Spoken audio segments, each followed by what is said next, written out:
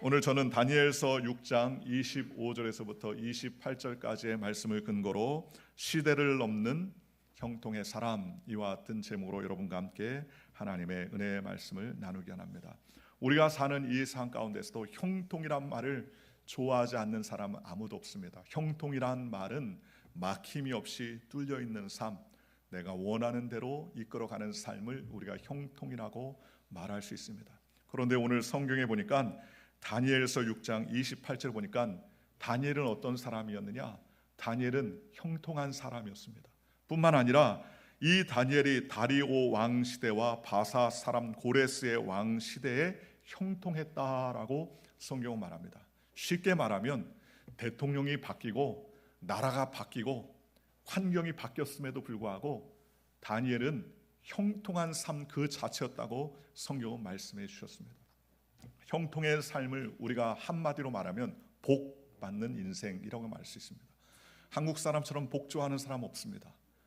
숟가락에도 복자가 이렇게 써 있어요. 그렇잖아요.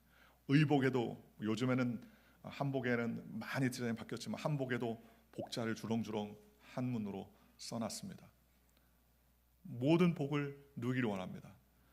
그래서 성경에 보니까는요,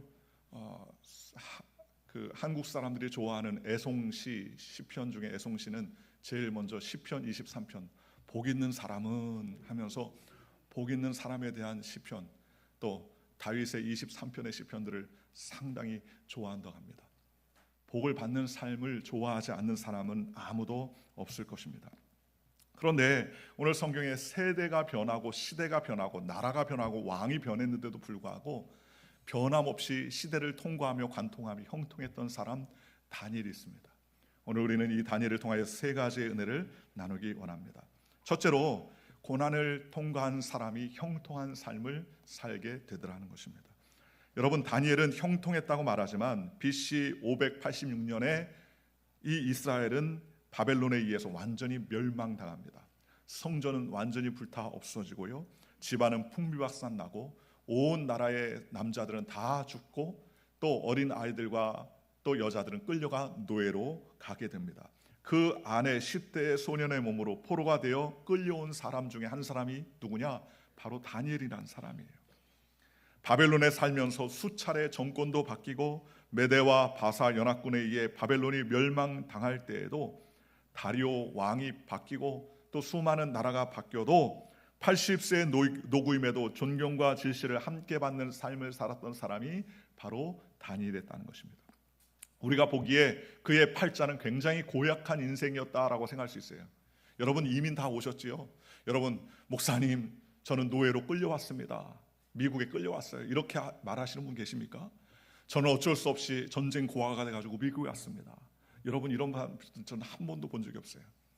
나는 원하는 아메리칸 드림을 위해서 꿈꾸기 위해서 이 자리에 왔습니다.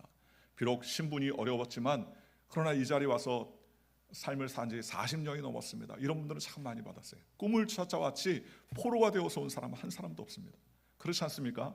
물론 이민자의 생활이 삶이 어렵고 환경이 어렵고 여러 가지 말도 어렵고 인종차별도 있고 또 상황이 어렵지만 그러나 누구든지 자기의 꿈과 계획을 찾아서 왔지 포로로 끌려온 사람 한 사람도 본 적이 없습니다. 그런데 다니엘은요, 무려 10대 나이, 가장 사춘기 그 나이 때에 포로로 끌려왔어요. 그러니 고난 있는 삶이요 어려운 삶이라고 말할 수 있습니다.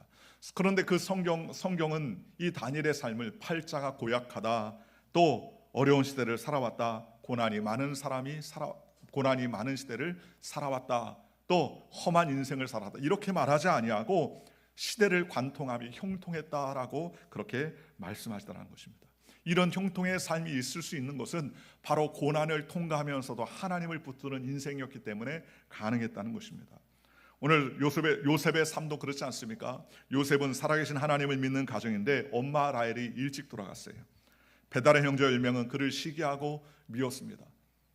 요셉이 꿈을 꿔서 꿈 얘기를 하면 그 형들이 다 그를 싫어하고 미워하고 질투했었습니다. 나중에는 그 형제들로 인하여서 시기하고 미워함으로 말미암아 먼 나라의 노예상에 팔려 노예로 험난한 인생을 살았습니다.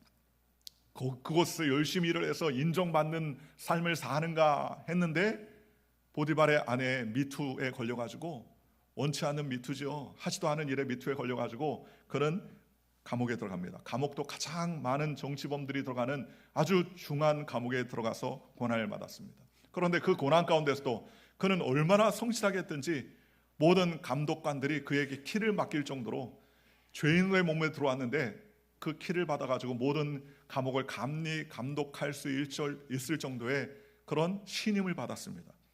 그래서 어려운 사람들을 도와줬어요. 꿈을 통하여서 도와주고 어려운 사람들을 도와주고 그들이 그 도움을 통하여서 그 감옥 안을 나갈 수 있었음에도 불구하고 그는 잊혀진 사람이 되었다는 것입니다. 겉으로 보면 너무나 억울하고 슬프고 고통스러운 세월을 산 사람이 바로 이 요셉인데도 불구하고 성경은 창세기 39장 2절과 3절에 그를 뭐라고 말하느냐, 형통한 사람이라고 성경은 말합니다. 이렇게 말합니다. 야훼께서 요셉과 함께 하심으로 그가 형통한 자가 되어 그의 주인 애굽 사람의 집에 있으니 그의 주인이 야훼께서 그와 함께 하심을 보며 또 야훼께서 그의 범사에 형통하게 하심을 보았더라라고 성경은 말씀합니다. 여러분, 감옥에 들어가서 살고 미투에 걸려 어려움을 당하고 고난을 받고 인정받지 못하는 삶을 살았음에도 불구하고 그의 삶이 불행하다, 안타깝다, 재수없다, 참 기구하다라고 성경은 말하지 아니하고 요셉의 삶을 형통함을 보았다. 하나님이 함께 하시니 형통함을 보았다라고 그렇게 이야기하더라는 것입니다. 왜 그런 일이 있을 수 있었습니까? 왜 형통함이 있을 수 있었을까요? 그것이 처음부터 좋아서가 아니라 고난과 역경을 믿음으로 통과하고 고난과 역경을 하나님과 동행했기 때문에 진정한 형통이 그에게 있을 수 있더라는 것입니다. 우리나라 속담에 10년이면 강산도 변한다고 이야기합니다. 그런데 10년 노예 생활에 변하지 않을 것 같은 요셉, 부잣집 도련님의 버릇, 성품이 변화되어서 살아나기 어려운 감옥에서 2년으로 고자질하는 막내둥의 기질이 애굽 정세의 글로벌 리더십으로 탈바꿈되더라는 거예요. 하나님이 가족도 버린 요셉과 함께 하시니까 30살 나이에 최고의 리더십이 되어서 집안을 보존하고요, 민족을 구원하고 열방을 살리는 형통의 사람이 될 수 있었던 비결도 다른 것이 아니라 고난을 통과하면서 그 고난을 하나님과 동행할 수 있었기 때문이었다는 것입니다. 여러분, 생물지리학자의 아버지라 불리는 알프레드 러셀 윌리스라는 사람이 있습니다. 이분이 생물학자예요. 어느 날 그는 유명한 일화가 있는데, 윌리스는 연구실에서 참나무 산 누에 나방의 번데기에서 나방으로 변하는 꼬치 과정을 연구하고 있었습니다. 그런데 자세히 보니까는요, 그 나방이 꼬치를 뚫고 나오기 위해서는요, 바늘 같은 구멍을 하나 낸다고 합니다. 애써가지고 몇 날 며칠을 통해서 바늘 같은 구멍을 하나 내는 거예요, 번데기에서. 그리고 그 번데기가 나오기 위해서는요, 그 바늘 같은 구멍을 막 삐집고 나오는 거예요. 근데 삐집고 나오는데 시간을 재보니까는요, 하루 정도가 걸리더라는 겁니다. 24시간 동안 그 바늘 같은 구멍을 뚫고 또 뚫어가지고 나중에 나방이 애벌레가 나중에 나방이 돼서 나오는데, 나방이 나오면요 날개를 쫙 핀답니다. 그런데 날개가 오색빛이 쫙 나면서요, 날개가 쫙 펴지고 잠시 숨을 고른 다음에 확 날아가면 참나무 위로 나방들이 싹 올라가더라는 거예요. 이 윌리스가 그 헐헐 날개짓 치면서 올라가는 나방들이 참 부럽기도 하고 대단하다 생각이 드는데, 안타까운 것은 하루 종일 그 구멍난 바늘구멍 같은 것을 뚫는 그 모습을 보고서 야, 너무 안타깝다, 내가 좀 도와줘야 되겠다.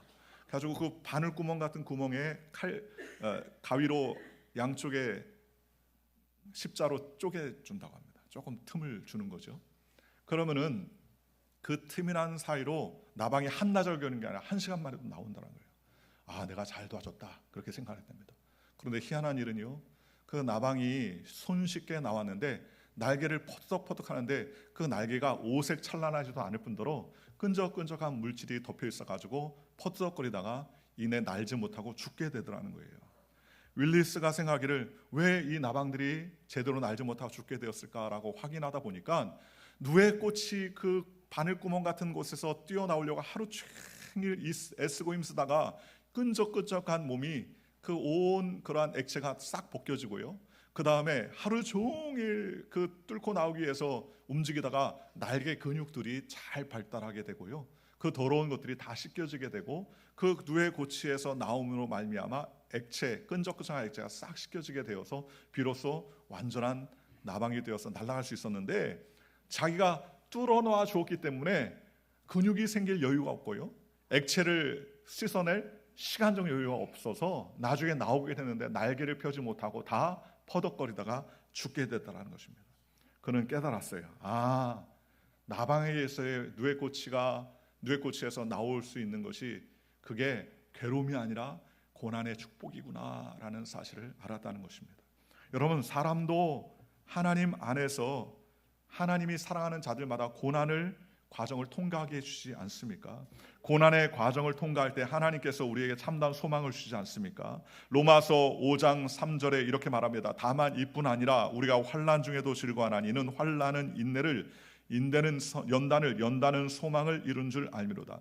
소망이 우리를 부끄럽게 하지 아니하면 우리에게 주신 성령으로 말미암아 하나님의 사랑이 우리 마음에 부은 바 됩니다라고 성경 우리에게 말씀하고 계시다는 것입니다. 즉 고난이 연단을 일으키고 연단을 통해서 인내와 놀라운 하나님의 소망을 열어낼 수 있는 은혜가 임하게 되더라는 것입니다. 그러니 여러분 생각해 보십시오. 사람이 하나님 말 잘 듣습니까? 잘 안 들어요. 특별히 등 따시고 배부르면 잘 안 듣습니다. 그런데 언제 하나님 말을 들었습니까? 고난이 다가오면 하나님 말 들어요. 그렇죠? 아무리 고집세고 자아가 아주 고집세고 힘든 사람이라 할지라도 고난을 통과하면 하나님께 돌이킴 받습니다. 제가 한 번에 일전에 그런 사람 만났는데 자기는 떵떵거리고 집이 여러 채 있고 모든 사업체가 있고 노년에 이제 은퇴해도 은퇴 자금이 넉넉해서 줄 때까지 돈 걱정 없이 살아오던 사람이 있습니다. 그분을 만나서 예수 믿으라고 그랬더니 목사님이냐고 그래서 목사로 했더니 안 됐다고, 뭐 그렇게 구질구질하게 사시냐고. 보니까 목사님 보니까는 뭐 제대로 은퇴 준비는 하셨냐? 하늘의 은퇴를 준비했다 그랬더니 막 웃더라고요. 그게 진짜 있는 곳이냐? 그런데 이분이 전도회 때 안 받아들였는데 나중에 몇 년 지나서 제가 어느 교회 가가지고 말씀을 전하게 됐는데 그 자리에 와 있는 거예요. 그 자리에 와 있는데 이분이 반신불수가 돼서 앉아 있더라고요. 반신불수가 돼서 몸이 안 움직입니다. 팔이 안 움직이고 한쪽 다리가 안 움직여서, 그래서 간신히 와이프가 도와줘서 절뚝거리며 걷는데 그분이 나를 보고 되게 반가워하는 거예요. 그러면서 되게 미안하게 생각하더라고요. 목사님 반갑습니다. 몇 년 전에 제가 목사님 앞에 너무 교만을 떨었습니다. 그런데 제가 중풍에 걸려서 팔이 안 움직이고 발이 안 움직였는데 그로 인하여서 내가 하나님을 만났습니다. 나는 내가 다 준비한 줄 알았습니다. 물질을 다 준비한 줄 알았습니다. 이제 은퇴할 때까지 다 떵떵거리며 살 줄 알고 매일같이 유유자적하며 살 줄 알았는데 내 몸이 혈관 하나 딱 막혀가지고 중풍에 걸리니까 그 좋은 돈도 다 소용없고 그 맛있는 것도 다 의미가 없어졌는데 죽고 싶었는데, 자살하고 싶었는데 전도받아 예수님 믿고 나니까 영생을 알게 됐다고. 그러면서 영생을 알게 된 게 너무 감사하고 기쁘다는 거예요. 그러면서 하는 말이 다시 건강한 몸으로 돌아갈래? 그러면 돌아가고 싶지 않대요. 건강한 몸으로 돌아가서 세상 것 누리면서 하나님 모르고 사는 인생보다 지금 몸이 좀 불편하지만 하나님을 믿고 섬기는 인생이 더 복됩니다 라고 그렇게 이야기하더라고요. 여러분, 하나님의 사람들은 하나님께서 연단과 과정과 훈련을 통해서 우리의 불순한 생각과 죄성들을 뽑아내시고 하나님의 은혜 가운데 살아갈 수 있도록 은총을 베풀어 주시다는 것입니다. 그러니 강한 자들, 하나님 없이 사는 자들이 고난을 통과하니까 하나님께 돌이켜서 철이 들어 깊은 신앙이 되는 경우가 얼마나 많이 있습니까? 시편 119편 시편 기자는 이렇게 말합니다. 고난 당하기 전에는 내가 그릇 행하였더니 이제는 주의 말씀을 지키나이다 라고 말합니다. 고난 전에는요 내 마음대로 살았습니다. 그런데 고난이 오니까 주님의 뜻을 지키게 됐다는 거예요. 오늘 저와 여러분이 혹시 고난을 만났습니까? 환경에 어려움이 있습니까? 건강의 어려움이나 물질의 경제적인 어려움이나 또는 개인적인 관계를 통하여서 어려움이 다가왔습니까? 여러분, 그 고난을 피하지 말고 주님과 함께 동행하며 고난을 이기는 저와 여러분들 되시기를 주님의 이름으로 축원합니다. 그러니 결국 고난을 통해서 믿음의 사람들은요 일시적인 것보다 영원한 것을 추구하는 방법을 배우게 된다는 것입니다. 작은 것을 내려놓고 하나님을 의지합니다. 작은 것을 내려놓고 큰 것을 붙잡는 인생이 되더라는 것입니다. 세상에 없어질 것을 붙잡고 낙심하는 존재가 아니라, 세상에 없어질 것이 아니라 하늘에 쌓아둔 그 놀라운 은혜를 기억하며 붙드는 인생이 되더라는 거예요. 그래서 현대의 많은 성도들, 많은 크리스찬들이요, 복이라고 생각하면 오늘 좀 잘 되는 거, 돈이 100불밖에 없는데 200불 되는 거, 1000불밖에 없는데 2000불이 되는 거, 그걸 복이라고 생각하는 경우도 많습니다. 또 건강이 없었는데 갑자기 건강해지는 것, 그걸 복이라고 생각하는 경우도 있어요. 물론 복입니다. 건강해지는 걸 주님이 원하시죠. 그러나 그런 피상적인 것 말고 값싼 은혜가 아닌 고난을 통과하면서 부족한 우리에게 하나님의 은혜가 임하는 그러한 놀라운 은혜를 경험하는 복을 저와 여러분이 누리시기를 주님의 이름으로 축원합니다. 그렇잖아요. 정답을 너무 쉽게 얻는다면 고난의 과정 없이 고난의 과정을 지나지 않았기 때문에 그 은혜를 경험할 수 없는 것 아니겠습니까? 오늘 성경이 말씀하는 고난을 통해 형통한 사람 다니엘입니다. 오늘 저와 여러분이 그와 같은 믿음의 삶을 사는 믿음의 백성이 되시기를 주님의 이름으로 축원합니다. 두 번째로 고난을 통과했었던 다니엘은 두 번째로 말씀의 뜻을 세우는 그러한 삶의 형통함이 있었다는 것입니다. 다니엘의 특징은요, 말씀을 순종하며 뜻을 세웠다는 거예요. 성경에 보면 다니엘은 처음에 왕궁에 들어온 10대 청년부터 우상에 바치는 음식을 먹지 않겠다고 결단하며 뜻을 세웠습니다. 다니엘서 1장 8절과 9절에 성경은 이렇게 말합니다. 다니엘은 뜻을 정하여 왕의 음식과 그가 마시는 포도주로 자기를 더럽히지 아니하리라 하고 자기를 더럽히지 아니하도록 환관장에게 은혜를 구하니 하나님이 다니엘로 하여금 환관장에게 은혜와 긍휼을 얻게 하신지라 라고 말했습니다. 생각해 보십시오. 여러분 10대에 얼마나 하고 싶은 일이 많고요, 얼마나 먹고 싶은 것도 많고 얼마나 영양이 많이 필요하겠습니까? 그런데 다니엘은 그 10대 나이에 무엇을 정했다? 뜻을 정했어요. 어떤 뜻이었습니까? 자기의 욕심과 이익의 뜻이 아니라 어떤 대단한 뜻도 아닙니다. 나는 이제부터 국무총리가 되겠다는 뜻도 아니었습니다. 나는 이 나라에서 가장 부자가 되겠다는 뜻도 아니었습니다. 생각해보면 다니엘의 뜻이 너무나 좀 작고 소박한 뜻 아닙니까? 나는 독주 안 마실게, 나는 우상에게 절한 음식 안 먹을게, 너무 간단한 뜻이었습니다. 그런데 다니엘의 그 뜻은 하나님의 말씀을 기초로 한 뜻이었다는 거예요. 그래서 우상에게 절한 음식 먹지 아니하고 독주를 마시지 아니하고 하나님 앞에 뜻을 구하여 환관장의 은혜를 구했더니 하나님께서 환관장에게 은혜를 더해서 그들이 독주도 마시지 않고 왕의 진미를 먹지 않아도 다른 사람들처럼, 다른 사람보다 피부가 좋고요, 얼굴이 광이 나고요, 윤택하게 됐다는 거예요. 여러분, 예수 믿는 저와 여러분이 좋은 콜드크림도 많이 써야 되겠지만 하나님 말씀을 붙들어 살고 주님의 앞에 뜻을 정하면 주님께서 우리에게 하나님의 광채를 내게 해주신다는 거예요. 그죠? 다니엘은 그런 뜻을 정했던 사람입니다. 오늘 본문에서 다니엘은 나이 80줄에 들어와 출세와 성공과 부를 다 이룬 사람이었습니다. 이 다니엘 6장에 나오는 내용은 다니엘이 80세 정도 됐을 때였어요. 그러니 다 즐길 대로 다 즐겼습니다. 총리도 다 됐습니다. 수도 없이 많은 부귀영화를 누렸습니다. 그런데 그 다니엘이 이제 안주하면 이 정도면 됐다 하면서 편안한 삶을 살았습니까? 아니에요. 만약에 그랬다면 다니엘은 역동성 있는 믿음이 사라졌을 것입니다. 사자굴에 들어가지도 않았을 것입니다. 그런데 주님의 위대한 역사가 없었을 것인데 바로 다니엘은 그 나이 80에도 하나님의 말씀을 의지하는 믿음의 인생이 되었다는 것입니다. A.W. 토저는 최고의 성경 번역은 그리스도인의 삶이다 라고 이야기했습니다. 가장 하나님을 잘 설명하는 사람들이 누구냐? 하나님 말씀대로 사는 삶이라는 거예요. 다니엘이 바로 그런 사람이었다는 겁니다. 생각해 보십시오. 나이 80에도 총리가 되고 자기의 정족들이 그를 모함해서 왕의 인장반지에 인을 찍게 하고 하나님께 절하고 기도하는 자들은 완전히 사자굴에 집어넣겠다는 위협과 두려움이 엄습했습니다. 아마 저 같았으면 이렇게 많이 했으니 이젠 됐다, 그래 좀 수그리자, 관계 회복을 위해서 나도 좀 수그리자 하면서 왕의 금생에 절할 수도 있었을 것 같아요. 그런데 다니엘은 그러지 않았습니다. 우리가 잘 아는 것처럼 다니엘은 집에 가서 예루살렘을 향해서 문을 열고 하루에 3번씩 여전히 감사하며 기도했다 그랬습니다. 왜 감사하며 기도했을까요? 사자굴에 들어가는 것이 감사할 일이 아니지 않습니까? 사자의 밥이 되는 것이 애통해야 할 일이고 놀랄 일 아닙니까? 그럼에도 불구하고 80이 된 노구를 이끌고 있는 다니엘이 하나님을 향해서 감사하며 기도할 수 있는 이유가 뭡니까? 그의 삶에 하나님이 삶의 목적이 있기 때문이라는 것입니다. 하나님의 영광이 목적이었기 때문입니다. 쉽게 말하면 말씀의 뜻을 세우고 주님을 쫓아 살았으니까 하나님 앞에 억울함이나 또 낙심함과 좌절함이 없을 수가 있었다는 것입니다. 다니엘에게는 하나님의 뜻을 이루는 삶, 그것이 먼저 그의 나라와 그의 일을 구하는 삶이었습니다. 쉽게 말하면 다니엘은요, 하나님께 영광 돌리는 삶이 목적이에요. 만약에 다니엘이 총리가 되는 게 목적이었으면 예전에 그만뒀을 것입니다. 예전에 하나님을 섬기는 거 포기했을 것입니다. 그런데 성공과 출세가 목적이 아니라 그 모든 것은 하나님을 영광 돌리기 위한 과정이요 수단이었다는 것을 우리가 알 수 있습니다.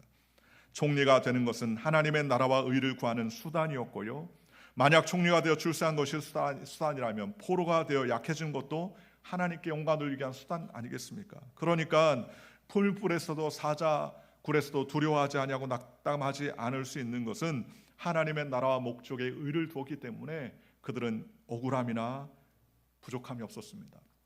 하나님께 순종할 수 있었다는 것입니다. 사도 바울도 하나님의 뜻을 이루는 목적이 분명히 했습니까? 그러니까 여러 약한 것들이 상관없다고 고린도후서 12장 10절에 그렇게 말하지 않습니까? 성경이 이렇게 말합니다. 그러므로 내가 그리스도를 위하여 약한 것들과 능욕과 궁핍과 박해와 공고를 기뻐하노니 이는 내가 약한 그때 가장 강함이라 그랬습니다. 누구를 위해서요? 내가 그리스도를 위해서 약한 것들과 그리스도를 위해서 능욕과 그리스도를 위해서 궁핍과 그리스도를 위해서 박해와 그리스도를 위해서 곤고를 뭐한다? 기뻐한다. 누구를 위해서요? 그리스도를 위해서. 목적이 그리스도, 목적이 하나님이 되니까 지금 좀 어려워도 그것을 어떻게 합니까? 기뻐하며 즐거워할 수 있는 소망을 갖게 되더라는 것입니다.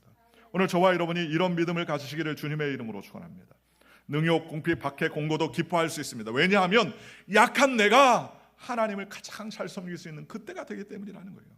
내가 약하니까 누가 나타납니까? 내가 약하니까 하나님의 능력이 나타나는 것 아닙니까? 내가 약하니까 주님의 역사가 나타나는 것 아닙니까? 내가 약하니까 주님의 이름이 나타나죠. 내가 강하면 누가 나타납니까? 내 이름이 나타나죠. 내가 약하기 때문에 하나님의 이름이 드러납니다. 내가 약하기 때문에 주님의 역사가 나타나게 되더라고요. 여호수아는 위대한 종 모세의 비서를 수십 년 동안이나 했어요. 거의 한 40년쯤 했던 것 같아요. 그러다가 드디어 모세가 죽고 나자 그 지위를 물려받게 됩니다. 그게 여호수아의 목적이었나요? 아니에요. 목적이었으면 이제 내가 이스라엘의 지존이 됐다 하고 그는 거만했을 수 있을 것입니다. 그러나 모세가 되는 것, 1인자가 되는 것이 목적이 아니라 하나님을 섬기는 것이 목적이니까 이스라엘 백성을 가나안 땅으로 안전하게 이끌어가는 것을 목적으로 그 모든 것들을 잘 감당하게 되더라는 것입니다. 그래서 가나안 정복을 이루는 일을 했습니다. 이렇게 목적과 수단을 혼동하지 않으니까 여호수아는 모세도 이루지 못한 가나안 정복 사업을 온전히 이룰 수 있었습니다. 왜 그렇게 할 수 있었을까요? 바로 하나님의 뜻이 목적이 되는 삶이었습니다. 그 목적이 되는 삶을 살기 위해서 어떻게 합니까? 말씀을 붙들어야 되는 거예요. 여호수아 1장 7절에 성경이 이렇게 말합니다. 오직 강하고 극히 담대하여 나의 종 모세가 내게 명령한 그 율법을 다 지켜 행하고 우로나 좌로나 취하지 말라. 그리하면 어디로 가든지 형통하리니 이 율법책을 내 입에서 떠나지 말게 하며 주야로 그것을 묵상하여 그 간에 기록된 대로 다 지켜 행하라. 그리하면 내 길이 평탄하게 될 것이며 내가 형통하리라. 하나님 말씀했습니다. 즉 여호수아는 무엇이 되고자 하는 것이 아니라 하나님 말씀의 기초에 서서 하나님의 일을 감당하기 위해서 목적을 향해 달려가니까 하나님께서 그에게 세임을 주더라는 것입니다. 오늘 저와 여러분이 위치가 목적이 아닙니다. 어떤 부를 채우는 것이 목적이 아닙니다. 내가 있는 그 자리에서 나를 통하여서 하나님의 영광이 드러나는 삶을 살아야 되는 거예요. 그것이 우리에게 향하신 하나님의 뜻이라는 것입니다. 그렇잖아요. 오늘 저와 여러분이 이 성전에 앉아 있는데 이 성전에 앉아서 무엇이 되기 위해서 앉아 있는 것이 아니라 내가 오늘 이 자리에서 하나님을 찬양하는 자리가 되게 하옵소서. 내가 이 자리가 주님께 영광 돌리는 자리가 되게 하옵소서. 내가 이 자리에 예배드리는 이 한 시간 주님과 동행하는 시간이 되게 해달라고. 주님이 목적이 되면 하나님께서 책임져 주시는 인생이 되더라는 것입니다. 일반적으로 사람들은요 상황을 봐가며 목적을 결정합니다. 뜻을 정한다는 거예요. 그러나 하나님의 사람들은 말씀을 붙들고 뜻을 정할 때가 많이 있습니다. 그러니까 어떻게 합니까? 하나님이 그 상황을 열어주지 않습니까? 어떤 분은 목사님 저는 앞길이 안 보입니다 라고 말합니다. 당연히 앞길이 안 보이죠. 우리가 세상 살 때 앞길이 보이면 내 마음대로 다닐 것 아닙니까? 앞길이 안 보입니다. 그런데 왜 안 보입니까? 말씀의 뜻을 정하지 않으니까 안 보이는 것입니다. 상황 따라 살아가니까 상황이 바뀌니까 그 목적도 바뀌니까 얼마나 헷갈리고 어렵겠습니까? 전지전능한 하나님은 의를 죽이신 분이 아니라 살리시는 분이라는 거예요. 여러분, 홍해 앞에서 이스라엘 백성이 우왕좌왕할 때 홍해 앞에서 하나님은 길을 내시는 분 아닙니까? 그렇잖아요. 말씀을 붙들면 하나님께서 그 길을 열어주시는 것이 아닙니다. 우리가 여는 게 아니라 하나님이 열어주시는 것입니다. 우리 앞길이 깜깜해도 우리가 하나님을 붙들고 말씀을 붙들면 하나님께서 없는 길도 만들어서 열어주시는 거예요. 갈 수 없는 길도 하나님께서 가게 만들어 주십니다. 홍해수도 건너게 하십니다. 마른 땅도 온전히 건너가게 하십니다. 불기둥과 구름기둥으로 그 광야의 삶을 주님께서 인도해 주는 것 아니겠습니까? 그러니 복 있는 사람은 무엇을 탓하지 않습니까? 환경을 탓하지 않아요. 말씀을 붙들고 이겨내는 삶을 살지 않습니까? 그래서 시편 1편 1절과 2절은 뭐라 합니까? 복 있는 사람은 악인의 길을 따르지 아니하며 죄인의 길에 서지 아니하며 오만한 자의 자리에 앉지 않는다라고 말합니다. 묵상이란 말 뜻은 메디신 혹은 메디칼 의료와 같은 언어입니다. 쉽게 말하면 살리고 회복시키는 거예요. 살리고 회복. 우리가 잘 아는 시편 23편에 야훼는 나의 목자시니 내게 부족함이 없소다 그랬습니다. 내가 지금 물이 많으니까 부족함이 없다 아니에요.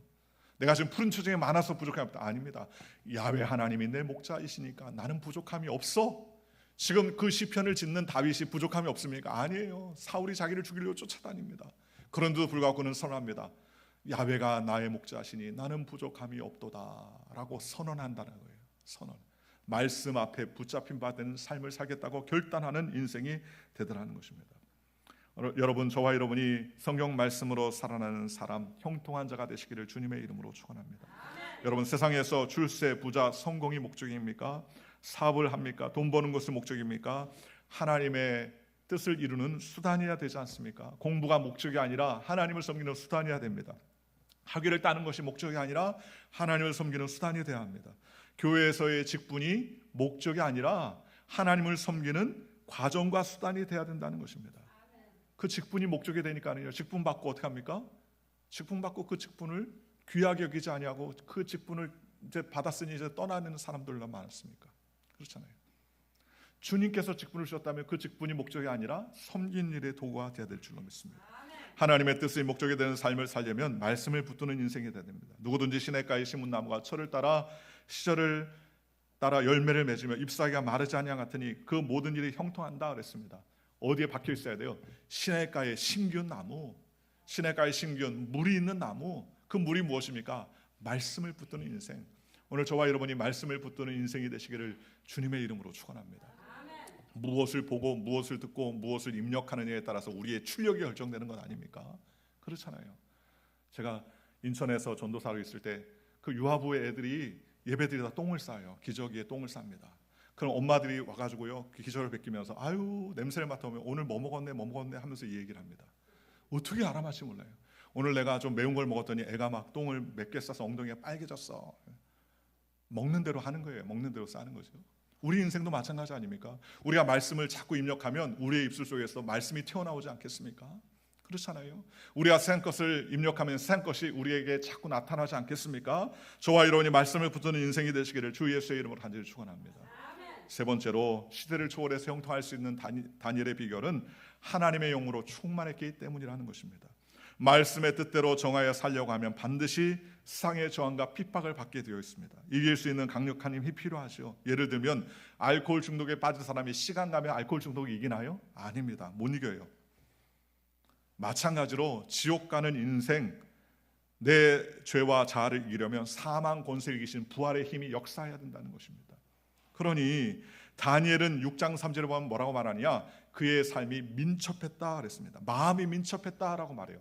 이 마음이 민첩했다는 말의 헬라어 루아오 야티라라는 말인데 영이 탁월했다, 하나님의 영이 충만했다라고 성경 말합니다. 킹 제임스 성경에 보면 뛰어난 영이 그 속에 있었다라고 성경은 그렇게 번역한다는 거예요. 형통한 사람 요셉에 대해서도 성경은 뭐라고 말합니까? 바로가 그의 신하들에게 이르되 이와 같이 하나님의 영에 감동된 사람을 우리가 어찌 찾을 수 있으리요? 창세기 41장 38절 이렇게 말합니다. 하나님의 영이 충만한 사람을 우리가 어떻게 더 찾겠느냐? 그러니 이 사람을 우리의 총리로 삼자, 그렇게 이야기하더라는 거예요. 여러분, 오늘 저와 여러분도 마찬가지입니다. 환경의 어려움, 상황의 어려움을 내가 이길 수 없는 능력이 내게 있어요? 없습니다. 그렇잖아요. 조금만 도워도 우리는 헉거리고 조금만 추워도 너무너무 고통스러워하는 인생이 아닙니까? 그런데 이길 수 있는 힘이 누구에게 있습니까? 하나님이 줄 수 있지 않습니까? 내 앞에 무엇이 있고 내 뒤에 무엇이 있느냐가 중요한 것보다 내 안에 무엇이 있느냐가 더 중요한 것 아니겠습니까? 오늘 저와 여러분의 안에 예수의 영이 충만하시기를 주님의 이름으로 축원합니다. 우리의 과거의 일들에 사람 마음 뺏기지 않고 미래의 일들에 마음 뺏기지 않기 위해서 불행과 염려 앞에서도 낙심하지 않을 수 있는 것은 그건 다른 것이 아니라 성령으로 충만해져야 되는 거예요. 말씀으로 충만해져야 되는 거예요. 은혜로 충만해야 되는 것입니다. 다니엘은 세상의 방법과 수단이 아니라 최고의 하나님께 기도하는 사람이었습니다. 사자굴에 들어간다는 사실을 알면서도 하나님 앞에 기도할 수 있었습니다. 왜 그렇습니까? 삶의 능력과 결론이 하나님께 있음을 알았기 때문입니다. 만약에 다니엘이 그걸 몰랐으면 아마 왕을 찾아갔을 것입니다. 정적들을 찾아가서 용서해달라고 구걸했을 것입니다. 그러나 다니엘은 그렇게 하지 아니하고 하나님께 기도했습니다. 이 세상의 최고의 능력은 누구에게부터 옵니까? 하나님께로부터 오는 사실을 알았기 때문에 그는 하나님을 붙드는 인생이 됐고 승리할 수 있었다고 성경은 말합니다. 유명한 페테르 바울 루벤스의 그림이 있어요. 사자굴에 들어간 다니엘에 들어간 그림을 상상으로 그렸습니다. 그런데 이 다니엘의 그림을 보면 그 다니엘이 사자들의 입이나 사자들의 그 맹렬한 눈빛을 쳐다보지 아니하고 누굴 쳐다봅니까? 하늘을 쳐다보는 거예요. 그의 시선이 사자들이나 환경에 있지 아니하고 하늘을 쳐다보며 손을 모으고 하나님께 기도합니다. 영국의 유명한 화가 브리튼 리비에르라는 사람이 있습니다. 이 사람은 다니엘이 80의 나이에 사자굴에 든 것을 좀 더 사실적으로 묘사했습니다. 그러면서 그 다니엘이 사자를 보거나 맹수를 보면서 두려워 떨지 아니하고 유유자적하게 창문 너머 하늘을 바라보며 서 있는 모습의 그림을 그렸다는 것입니다. 여러분, 우리의 삶도 마찬가지 아닙니까? 문제를 바라보면 두려워 떱니다. 그렇잖아요. 고층 빌딩에서 유리를 닦는 사람을 제가 만난 적이 있습니다. 너무 염려가 되더라고요. 50층에서 유리 닦아봤어요? 나한테 물어보더라고요. 50층에 유리 닦아보지도 않았고 50층 올라가서 유리 닦을 생각도 한 적이 없습니다. 그렇게 얘기했더니 막 웃더라고요. 근데 되물었어요. 아니 어떻게 50층 그렇게 30층 50층 높은 데서 유리 닦을 수 있어요? 안 무섭습니까? 그랬더니요, 그 사람이 하는 말이 왜 안 무섭겠습니까? 50층인데 떨어지면 죽는 거예요.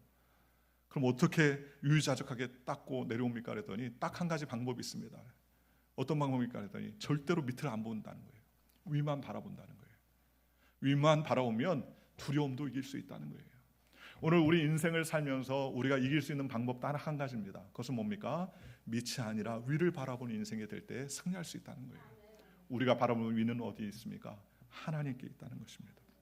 하나님은 우리의 모든 문제를 다 알고 계시고 하나님은 모든 문제를 해결하실 수 있는 능력의 하나님이라고 성경들에게 말씀해 주셨다는 것입니다. 엄청난 핍박과 고난과 어려움 속에서도 승리할 수 있는 것은 바로 하나님의 능력을 의지하기 때문입니다.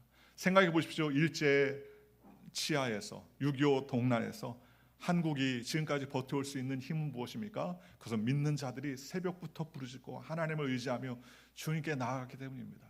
제가 어렸을 때도 동네 교회 다닐 때요, 동네 교회 때 부흥회를 한번 하면 남편들이 술 먹고 와가지고 머리채를 잡고서 너 왜 여기 있어 하면서 끌고 갔던 일들이 다반사였어요. 동네가 달동네니까 그냥 술로 사는 인생들이 많았습니다. 그럼 부흥회 때 여자들이 나와가지고 내 남편 구원해달라고 악을 쓰면서 소리 지르고 에어컨도 없는 교회에서 맨 땅바닥에 방석 하나 놓고 밤새 울며 기도하는데, 그러면 남편들이 술 먹고 들어와서 머리채를 잡고서 끌고 가는 인생이 다반사였어요. 그런데도 불구하고 하나님께 기도하니까 하나님께서 그 가정을 세워주시고요, 하나님께서 그 나라를 세워주시고 민족을 살려주시니까 하나님께서 대한민국을 부강하게 세워주지 않습니까? 하나님께 기도하는 인생은 망하지 않고 하나님께서 책임져 주신다는 것입니다. 우리도 이민 삶을 살면서 얼마나 고생이 많습니까? 그렇잖아요. 환경이 다르고요, 상황이 다르고요, 얼마나 고통스러울 때가 얼마나 많이 있습니까? 그럼에도 불구하고 우리의 삶의 주인이신 하나님께 우리의 모든 것을 맡기고 말씀을 의지하고 성령의 인도를 받는다면 최고의 주인이신 하나님께서 우리의 삶을 완전하게 인도해 주실 줄 믿으시기를 주님의 이름으로 축원합니다.